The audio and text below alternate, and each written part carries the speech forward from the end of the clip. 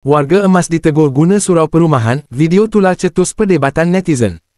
Satu rakaman video tular di media sosial memaparkan seorang warga emas sedang duduk di dalam sebuah surau di Teluk Panglima Garang selepas menunaikan solat subuh. Namun, suasana tenang itu bertukar janggal apabila seorang wanita yang dipercayai wakil pengurusan perumahan menghampirinya dan menegur beliau dengan nada.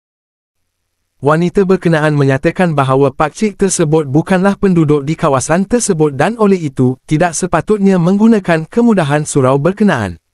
Menurut wanita itu lagi, pihak pengurusan terpaksa menghadkan akses penggunaan surau hanya kepada penduduk setempat berikutan beberapa kes kecurian yang berlaku sebelum ini.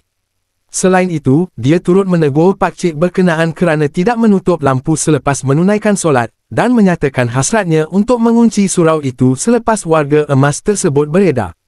Rakaman itu telah mencetuskan pelbagai reaksi di kalangan netizen dengan ada yang menyokong tindakan wanita tersebut demi keselamatan, manakala yang lain menyuarakan rasa simpati terhadap pakcik berkenaan dan mempertikaikan layanan yang diberikan terhadap golongan warga emas.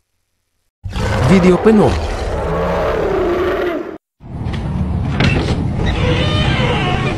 Assalamualaikum. Pakcik, minta maaf saya nak tanya, pakcik buat apa kat sini? Pakcik buat apa? Saya apa ni mayang sunat semua sekali tiba saya balik. Pakcik penduduk sini ke? Tak. Saya duduk dekat taman tu. Minta maaf lah Oh, tak boleh. Tak boleh. Sebab kita ada kes kecurian semalam. Kita ada kes kecurian. Jadi sebenarnya lepas solat subuh tu, pakcik boleh ni lah. Pasal apa hukuman hari? Bukan tak ada hukuman. Masalahnya sekarang ni, ini adalah harta bersama penduduk. Mereka membayar maintenance. Okey, jadi macam pakcik adalah penduduk luar kan. So datang sini untuk solat subuh kan. Jadi itulah. Lepas tu pakcik datang lagi untuk solat yang lain. Sebab elektrik ni semua kan kita yang pihak pengusaha yang bayar kan. Minta maaf lah kalau boleh kita nak kunci lepas ni. Ada buat macam besar lah. Saya minta maaf lah. Dia kalau tempat lain okey. Pakcik tak pergi Al-Jannah ke? Ya. Saya tak bukan. Saya surau ni. Saya duduk taman ni.